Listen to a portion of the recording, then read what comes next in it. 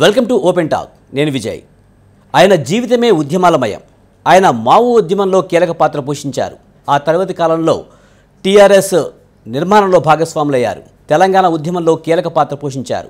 ఆయనే గాది ఎన్నయ్య గారు. గాది ఎన్నయ్య గారు మనతో ఉన్నారు. ఆయనతో మాట్లాడదాం. సార్ నమస్తే. సార్, ఒకప్పుడు మావో ఉద్యమంలో కీలకంగా ఉన్నారు. తర్వాత కాలంలో తెలంగాణ ఉద్యమంలో కీలక పాత్ర పోషించారు.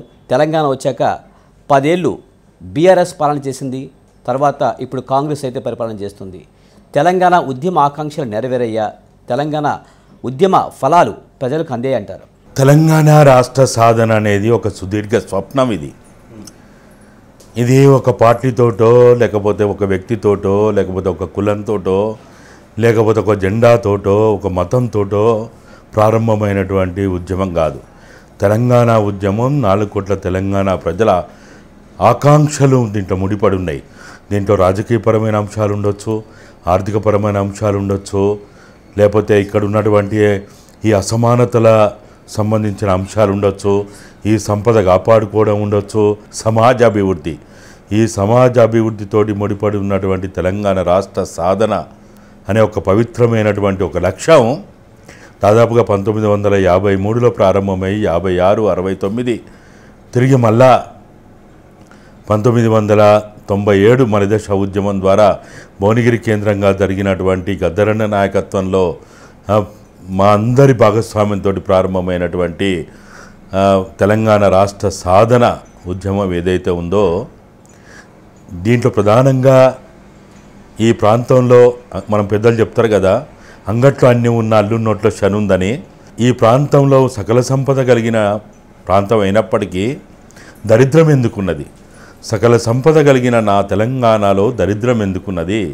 పక్క నుంచి పారే నదులు, పైనుంచి పోయే తీగలు, ఇవి చూసి మురుసుడేనా నా తెలంగాణ అనే అటువంటి ప్రజల యొక్క ఆ భావ వ్యక్తీకరణ, ఆ ఉద్రేకం, ఆ ఆలోచన, ఆవేశం, ఆ పోరాట పటిమితోటి కొనసాగినటువంటి ఆ ఉద్యమం. దీంట్లో హక్కుల సాధన ఉంది. ఏదైతే ఆనాడు పెద్ద మనుషుల ఒప్పందం కావచ్చు, తర్వాత జెంటిల్మెన్ అగ్రిమెంట్ కావచ్చు, లేకపోతే ములుకు నిబంధనలు కావచ్చు, లేకపోతే 6 సూత్రాలు కావచ్చు, ఇవన్నీ కూడా విఫలమైన తర్వాత మన ఒప్పందాలు, మన ఒడంబడికలు ఇవన్నీ ఏవీ అమలు కాలేదు. కాబట్టి ఏకైక పరిష్కారం రాష్ట్ర సాధన, రాష్ట్ర ఏర్పాటు అనేది ప్రజలు అభిప్రాయపడ్డారు. కాబట్టి దాంట్లో కొనసాగినటువంటి ఉద్యమమే ఇది. తెలంగాణ రాష్ట్ర సాధన అనేది మీరు చాలామంది మాట్లాడుకుంటున్నట్టు నీళ్లు, నిధులు, నియామకాలనే ప్రాతిపదికతో ప్రారంభం కాలేదు.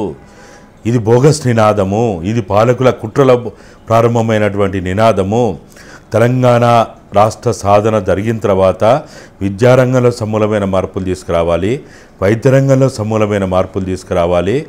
తెలంగాణలో ఉన్నటువంటి 18 సంవత్సరాల నుండి స్వయం ఉపాధికి అర్హులైనటువంటి వాళ్ళందరికీ కూడా భద్రతతో కూడినటువంటి చట్టబద్ధమైనటువంటి నియంత్రణ చేసి వాళ్ళకి పూర్తి రక్షణ కల్పించి ఉపాధి రంగాన్ని ఏర్పాటు చేయాలనేది. 4వది తెలంగాణ సంపద ఏదైతే ఉందో, తెలంగాణ సంపదను కాపాడుకోవాలనేది. భూ సంపద, అటవీ సంపద, ఖనిజ సంపద, జల సంపద, విద్యుత్ సంపద, మానవ సంపద, మేధో సంపద, ఇట్లా అనేక రకాలైనటువంటి సంపదని కాపాడుకోవాలనేది 4వ అంశము. 5వ అంశము సెల్ఫ్ రెస్పెక్ట్, ఆత్మగౌరవంతో కూడినటువంటి పాలన జరగాలనేది 5 అంశాల ప్రాతిపదికగా తెలంగాణ రాష్ట్ర నినాదం.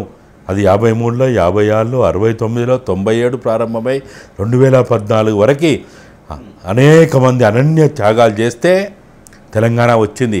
ఒక జెండా, ఒక పార్టీ, ఒక వ్యక్తి, ఒక కులము, ఒక మతము చేస్తే వచ్చినటువంటి కాదు. సకల జనులు పాల్గొన్నారు దీంట్లో.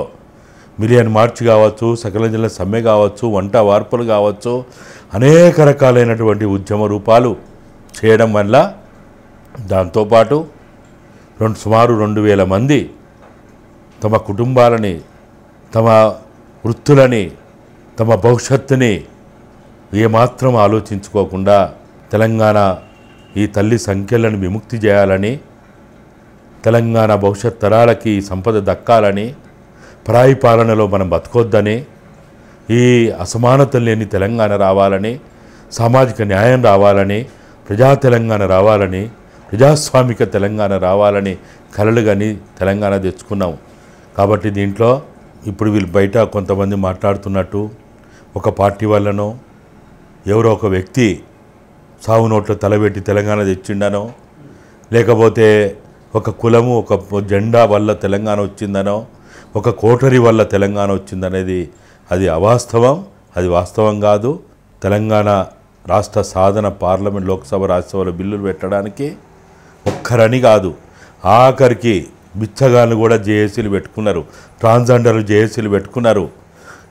అనేక మంది అనేక రకాల వాళ్ళు, కోటికి లేని వాళ్ళు మొదలుకొని కోటీశ్వర్ల దాకా తెలంగాణ భూమిపుత్రులుగా సన్సాబ్ది సాయిల్స్గా ఉన్నటువంటి వాళ్ళు చేసినటువంటి ఆ ఉద్యమం, ఆ పోరాటం, ఆ త్యాగాల ఫలితంగా వచ్చినటువంటి తెలంగాణ. కాబట్టి ఈ తెలంగాణలో ఉద్యమ ఆకాంక్షలు ఇప్పుడు మనం చెప్పుకుంటా ఉన్నాం, మేము పదే పదే చెప్తా ఉన్నాం. తెలంగాణ ఉద్యమ ఆకాంక్షల వేదిక పెట్టి 2014 నుంచి ఈ వేదిక ద్వారా అనేక రకాలైనటువంటి సూచనలు, సలహాలు, డిమాండ్లు పెట్టుకుంటూ ఈ ప్రభుత్వం ముందు తెలంగాణ ఉద్యమ ఆకాంక్షలకి ఇవి, తెలంగాణ తెచ్చుకున్నది ఇందుకోసము అనే అంశాన్ని ప్రాతిపదిక చేసుకొని మేము మాట్లాడుతూ వచ్చినాం. పార్టీలు మారినంత మాత్రాన, జెండాలు మారినంత మాత్రాన, ముఖ్యమంత్రులు మారినంత మాత్రాన తెలంగాణకి ఏం ఒరగలేదు. పాలకుల మార్పిడి కోసం కాదు, పరిపాలన మార్పు కోసం తెలంగాణ తెచ్చుకున్నాము. పరిపాలన మార్పు రావాలి. గత ప్రభుత్వంలో ఉన్నటువంటి ఆ పాలకులు, ఆ అధికారులు, ఆ పాలనా వ్యవస్థ మార్పు చెందాలి అనే ఉద్దేశంతో తెలంగాణ తెచ్చుకున్నాం. కాబట్టి ఇప్పుడు మీరు అడిగినట్టు పాలనలో మార్పు రాలేదు, ప్రజలకు ఏం ఒరగలేదు. తెలంగాణ వచ్చిన తర్వాత ఏ విషయంలో ఒరిగింది? మనం చెప్పిన 2001 ఏప్రిల్ 27 నాడు తెలంగాణ రాష్ట్ర సమితిని కొండ లక్ష్మణ్ బాపూజీ గారు ఇచ్చిన జలదృశ్యంలో ట్యాంకు బండు విగ్రహాల సాక్షిగా మేము ఏదైతే ఈ గులాబీ జెండాని రెపరెపలు ఆడించినామో, తెలంగాణ రాష్ట్ర సమితి నామకరణం చేసి దానికి అధ్యక్షునిగా మేము ప్రతిపాదన చేసి బలపరిచి నా చేతుల మీదుగా రాష్ట్ర కార్యాలయాన్ని రిబ్బన్ కట్ చేసి ప్రారంభించినో, ఆ రోజు చెప్పినటువంటి ఉద్యమ ఆకాంక్ష నెరవేరలేదు, రాష్ట్ర సాధన ఆకాంక్ష నెరవేరలేదు. విద్యారంగంలో మార్పు రాలేదు, వైద్య రంగంలో మార్పు రాలేదు, ఉపాధి రంగంలో మార్పు రాలేదు, సంపద కాపాడుకోలేదు. ఆత్మగౌరవంతో కూడినటువంటి పాలన ఇక్కడ లేనప్పుడు ఇక మార్పు వచ్చిందని ఎట్లా చెప్పగలుగుతాం? నాలాంటి వాడైతే చెప్పలేడు. ఎందుకంటే కాకపోతే కొంతమంది తెలిసి తెలియని వాళ్ళు, తెలంగాణ ఉద్యమం ఎందుకు ప్రారంభమైందో తెలియని వాళ్ళు చేస్తే చెప్పచ్చు. కాబట్టి మేము చాలా స్పష్టంగా చెప్తున్నాం, ఉద్యమ ఆకాంక్ష నెరవేరలేదు. సార్, అలాగే టీఆర్ఎస్ నిర్మాణంలో మీరు ప్రధానమైన భాగస్వామి, ఆఫీస్ రిబ్బన్ కూడా మీరే కట్ చేశారని చెప్తున్నారు. మరి కేసీఆర్కి మీకు ఎక్కడ చేయండి సార్? మాకు వ్యక్తిగతంగా ఎక్కడ కూడా పొరపచ్చాలు లేవు, ద్వేషాలు లేవు. మేము ఒక లక్ష్యం కోసం కలిసినాం. ఆ లక్ష్య సాధనలో వాళ్ళేమో పూర్తిగా రాజకీయ ప్రక్రియ ద్వారా అనే కోణంలో వాళ్ళు ఎప్పుడు ఆలోచించేవాళ్ళు, దాన్నే ఎక్కువగా ప్రజెంటేషన్ చేసేవాళ్ళు.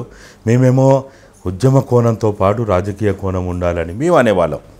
అక్కడ కొద్దిగా వ్యక్తి భేదాభిప్రాయాలు ఉండేది, కానీ ఎక్కడ కూడా మేము లక్ష్యం నెరవేర్చే దాంట్లో మాత్రం మేము వ్యక్తిగత దూషణలకు పోలేదు. వ్యక్తిగతంగా ఎక్కడ నువ్వెక్కువ అంటే నేను తక్కువ అని, నేను తక్కువ నువ్వు ఎక్కువ అనేది ఎక్కడ లేదు. కానీ 2014 వరకు, అంటే 2001 అంటే మా పరిచయం 1999లో పరిచయం అయింది.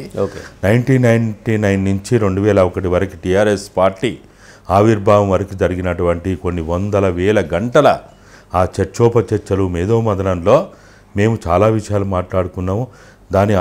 దాన్ని రికార్డు కూడా చేస్తాం. మత్స్యచారి గారే, అంటే గత మొట్టమొదటి ప్రభుత్వంలో, అంటే పోయిన ప్రభుత్వంలో ఆయన స్పీకర్గా ఉన్నటువంటి వారే మేము కూర్చొని మాట్లాడినప్పుడు అన్ని రికార్డు వాళ్ళే చేసేది. మేము చెప్పిందల్లా ఒకటే, తెలంగాణ రాష్ట్ర సాధన అనేది అది ఏదో మనం బతిలాడుకుంటే భ్రమపడితే వచ్చేది కాదు. మనకు మంత్రాలకు చింతకాయలు రాలవు. ఉద్యమం ఉండాలి, పోరాటం ఉండాలి, త్యాగాలు ఉండాలి, రాజకీయం ఉండాలి. ఇవన్నీ కలుస్తేనే వస్తాయి అనేది మా అభిప్రాయం. వారేమో లేదు మనం ఓన్లీ ఎన్నికల ప్రక్రియ ద్వారానే తెలంగాణ రాష్ట్రాన్ని సాధించుకోవచ్చు అనేది అది. కానీ చివరికి మేము చెప్పిందే కరెక్ట్ అయింది, మేము చెప్పిందే వాస్తవమైంది. అనివార్యంగా వాళ్ళు కూడా రావాల్సి వచ్చింది. అయితే ఎక్కడ కూడా మేము వ్యక్తిగత దూషణలు చేసుకోలేదు, లేకపోతే వ్యక్తిగత ఆరాధన అసలే లేదు. నాకు ఎప్పుడు కూడా ఆయన నన్ను గౌరవించాడు, నేను ఆయనను గౌరవించేవాడిని. తెలంగాణ రాష్ట్రం వచ్చిన తర్వాత 2014 తర్వాతనే మేము నాలాంటి వాళ్ళందరం మేమందరం కూడా మనం చెప్పింది ఏంటిది, జరుగుతున్నది ఏంటిది, కోరుకున్నది ఏంటిది, త్యాగాల ఫలాలు ఎక్కడ పోయినాయి, ఉద్యమ ఆకాంక్షలు ఎక్కడ పోయినాయి అనే దాంట్లో కొద్దిగా ఘర్షణపూరిత మరి వాతావరణం. ఉద్యమ ఆకాంక్షలు నెరవేరట్లేదనే విషయం కేసీఆర్ దృష్టికి తీసుకువెళ్ళినప్పుడు కేసీఆర్ ఎలా స్పందించారు? ఇక ఆయనే చెప్పిండు కదా 2014 తర్వాత పక్తు రాజకీయ పార్టీ అని. పక్తు రాజకీయ పార్టీ అన్న తర్వాత ఇంకా ఉద్యమం ఎక్కడిది, ఆకాంక్షలు ఎక్కడి, ఉద్యమ కోణం ఎక్కడిది, ఉద్యమకారుల ఆ సమూహాన్ని గౌరవించాలనే ఆలోచన ఎక్కడిది, ఉద్యమకారుల ద్వారా తెలంగాణ వచ్చిందనే ఆలోచన ఎక్కడిది, ఇంకా లేదు కదా. ఎప్పుడైతే 2014 జూన్ 2వ తారీఖు తర్వాత రాష్ట్ర అవతరణ జరిగి వారు ముఖ్యమంత్రి అయి క్యాబినెట్ ఏర్పాటు అయిన తర్వాత ఇక గత అన్నట్టే ఉన్నది. ఏదో పెద్దలు చెప్తారు, తెలంగాణలో సామెత ఉన్నది, ఒడ్డు చేరేదాకా ఓడమల్లన్న, ఒడ్డు చేరిన తర్వాత బోడమల్లన్న అన్నట్టుగానే. ఇక ఇప్పుడు దాని తర్వాత ఏమైంది, ఆయన భజన పరులు తయారైండు, ఆయన తుమ్మిన దగ్గిన ఓహో ఆహా అనేటోళ్ళు తయారైండు. ఆయన ఏది చేసినా అది గొప్పగా భావించేటువంటి ఒక సమూహం తయారైంది. కాబట్టి ఇంకా అక్కడ ఏముంటుంది అక్కడ. నేను చాలా ప్రయత్నాలు చేయలేదని కాదు, నేను నాకున్న పరిచయాల ద్వారా ఎమ్మెల్యేలతోటి మంత్రులతోటి నేను అనేక ప్రయత్నాలు చేసిన. ఇక 2014 తర్వాత ముఖ్యమంత్రికి మనం చెప్పాలంటే కూడా కలవాలంటే కూడా అవకాశం ఎక్కడ ఉంటుంది, అది మొత్తంగా కూడా ఒక బందికాన అయిపోతుంది. ముఖ్యమంత్రి అనే వాళ్ళు ఇప్పుడు ఎట్లయిపోయారంటే ముఖ్యమంత్రి కాగానే ఒక బందికానంలోకి వెళ్ళిపోతారు. వాస్తవంగా చెప్పాలంటే జైల్లో పోయినట్టుగా. ఉద్యమకారులు అయి ఉండి మీరు ఆయనతో కలిపి పోరాటాలు చేశారు, ఆఫీస్ కూడా మీరు ఓపెన్ చేశారు, మరి నేరుగా మీరు కలిసే అవకాశం మీకు లేదు. మీరు కూడా ఎమ్మెల్యేలతోనో లేకపోతే ఎంపీలతోనో పైరవి చేసుకుని ఆయన అపాయింట్మెంట్ తీసుకోవాల్సిందేనా? అంతే, వేరే ఎక్కడిది. మాకే కాదు, మన అలాంటి కాదు. ఎప్పుడైతే ఆయన పక్తు రాజకీయ పార్టీని ప్రకటించుకున్నాడో అసలు ఇంకా ఉద్యమకారుడు అనే ఆలోచన సోయి ఎందుకు ఉంటుంది. మేము ఉద్యమకారులు అంటే ఎవరైనా నువ్వు పిచ్చోడివిరా అంటారు. ఆడు ఉండేటోడు అటెండర్లు ఎవరు, వాచ్మెన్లు ఎవరు, ఆడ సెక్యూరిటీ ఎవరు, వాళ్ళకి ఏం తెలుసు? వాళ్ళకి ఏం తెలియదు కదా. ఇన్నేమంటోడు ఎవడో తెలియదు, తెలంగాణ రాష్ట్ర సమితి ఎట్లా ప్రారంభమైందో తెలియదు, తెలంగాణ ఉద్యమం ఎట్లా ప్రారంభమైందో తెలియదు, తెలంగాణ ఉద్యమంలో నాలాంటి వాళ్ళ పాత్ర వాళ్ళకి ఏం తెలుస్తుంది. వాళ్ళకి కావాల్సింది తోకలు ఉంటాయి, ఎమ్మెల్యే అనే తోక, ఎంపీ అనే తోక, లేకపోతే బడా పెట్టుబడిదారుడు కాంట్రాక్టర్ అనే తోకలు ఉంటాయి, లేకపోతే ఐఏఎస్లు ఐపీఎస్లు ఇంకెవరో వంది మాగదులు వాళ్ళు ఎవరో ఉంటారు. వాళ్ళకే అక్కడ ప్రవేశం ఉంటుంది, వాళ్ళే తెలుస్తారు. ఉన్నారా? నేను లేను, బయటకు వచ్చేసారు. నేను బయటకు వచ్చినా రాలేదనేది వాళ్ళు తేల్చాల. నేను టీఆర్ఎస్లో నాకు శాశ్వత సభ్యత్వం ఉంది, అది ఉన్నదా లేదా, తీసేసిందా ఉంచిందా అనేది వాళ్ళు చెప్పాలి. అసలు టీఆర్ఎస్ పార్టీ లేదు కదా. పార్టీ లేనందుకే కదా వాళ్ళు ఇప్పుడు ఈ పరాభవం చెందింది. టీఆర్ఎస్ పార్టీ ఉంటే గిట్టేందుకు కావు. టీఆర్ఎస్ పార్టీ నాకు వద్దన్నందుకు ప్రజలు కూడా వీళ్ళని వద్దన్నారు. టీఆర్ఎస్ని ఎప్పుడైతే వద్దన్నారో మాకెందుకు నువ్వని ప్రజలు కూడా నిర్ణయించారు కదా. ఒకప్పుడు టీఆర్ఎస్లో భాగస్వాములు అందరూ ఇప్పుడు బీఆర్ఎస్లో భాగస్వాములు కాదు. ఎట్లయితారు? కాదు కదా. ఎట్లయితారు?